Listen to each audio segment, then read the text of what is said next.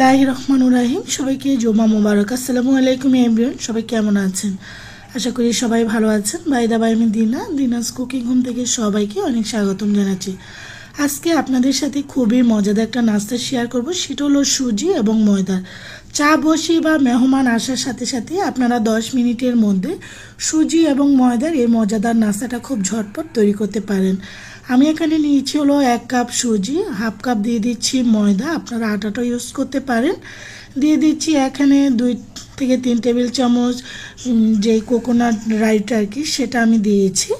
দিয়ে দিচ্ছি এখানে চিনি। মিষ্টিটা আসলে যা যা টেস্টের উপর নির্ভর করে। একটু চিনি, তারপরে হাফ চামচ বেকিং পাউডার। এখন প্রত্যেকটা জিনিস, এই ড্রাই জিনিসগুলো আমি মিশিয়ে নিচ্ছি। দিয়ে দিচ্ছি ঘি 2 টেবিল চামচ, আপনার চাইলে এখানে সয়াবিন তেলও দিতে পারেন। ঘিটা দিয়েছি, এতে করে খুবই চমৎকার একটা ফ্লেভার আসবে, খেতে ভালো লাগবে। প্রত্যেকটা জিনিস মিশিয়ে নেওয়ার পর এখন দিয়ে দিচ্ছি ডিম। তবে ডিমটা যেন নর্মাল টেম্পারেচার হয় অবশ্যই খেয়াল রাখবেন। নর্মাল ফ্রিজে রাখলে 1-1.5 ঘন্টা আগে নামিয়ে রাখবেন। আমি 2টো ডিম অ্যাড করেছি। এখন ভালো করে প্রত্যেকটা জিনিস মাখিয়ে নিয়েছি। আর যদি পারেন চিনিটাকে আপনারা ব্লেন্ডারে বা পাটায় গুঁড়া করে নিতে পারেন, এতে করে খুব সহজে মিশে যাবে। এখন যেহেতু আমি গুঁড়াটা দিইনি, আমি আস্তটাই দিয়েছি। এখন প্রত্যেকটা জিনিস, কারণ এখন কোনো যদি পানির প্রয়োজন হয় পানি দেওয়া যাবে না, চিনিটা আস্তে আস্তে গলবে আস্তে আস্তে, তারপরে কিন্তু তখনই বুঝতে পারবেন। তো আসলে কোনো পানি, এখানে আমি প্রায় 2 চামচের মতো পানি অ্যাড করেছি, যেটা স্কিপ হয়ে গিয়েছে। এখন ঢাকনা দিয়ে ঢেকে আমি এখানে প্রায় 8 থেকে 10 মিনিটের মতন রেখে তারপর চলে যাচ্ছি নাস্তাটা বানানোর জন্য। আসলে নাস্তাটা কে কতটুকু সাইজের বানাবেন সেটা যার যার পছন্দ অনুযায়ী।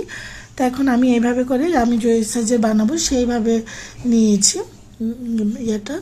এখন এইভাবে করে সুন্দর করে গোল রাউন্ড করে তারপর চামচ দিয়ে এভাবে সুন্দর একটা ডিজাইন করে দিব আর কি। ডিজাইনটা যেন একটু ডিপ হয়, এতে করে দেখা যাবে। তো আমি কিন্তু ডিজাইনটা অনেক ডিপ করে দেওয়ার পরে পরবর্তীতে এটা আসলে সেরকম যেভাবে করে সবগুলোর নাস্তায় আমি বানিয়ে নিই। তাকে আপনি বিস্কিটও বলতে পারেন, খেতে কিন্তু দারুণ। চুলা আগে থেকে তেলটা বসিয়ে রেখেছি, তবে তেলটা যেন অতিরিক্ত গরম না হয় সেদিকে অবশ্য খেয়াল রাখবেন। আর অবশ্যই কিন্তু এই নাস্তাটা নাস্তা বা বিস্কিট বা পিঠা যেটাই বলুন না কেন, এটাকে কিন্তু অল্প আগুনের তাপে কিন্তু এটাকে ভেজে নিতে হবে।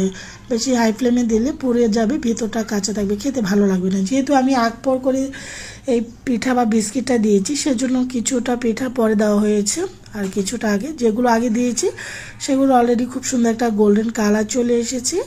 আর ঘিটা দেওয়াতে দারুণ একটা স্মেল বের হচ্ছে, সে যা আমি একাই উপভোগ করছি আপনাদেরকে ছাড়াই।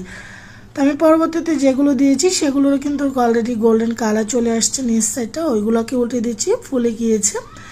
বেকিং পাউডার, বেকিং সোডা না, অবশ্যই বেকিং পাউডারটা দিবেন। এভাবে করে সবগুলো উল্টিয়ে আমি গোল্ডেন কালার করে, যে দেখুন আবারও বলছি অল্প আগুনে কিন্তু এগুলো ভেজে নিতে হবে, এতে করে খুব সুন্দর পারফেক্টলি ভাজা হবে। আমি আবারও উল্টিয়ে দিয়েছি, দেখুন ফুলে কীরকম হয়েছে। আসলে এই নাস্তা বা বিস্কিটটা খুব সহজেই আপনারা মেহমান বসিয়ে কিন্তু তৈরি করে নিতে পারেন। এটা এত একটা ঝামেলা পোহাতে হয় না, গরম গরম কিন্তু মেহমানকে সার্ভ করা যায় 10 মিনিটের মধ্যে। তো আমার এগুলো হয়ে গিয়েছে পিঠা বা বিস্কিটটা। এখন আমি একটা স্ট্রেনারে উঠে তেলটা ছাড়িয়ে তারপর চলে যাব সার্ভ করার জন্য।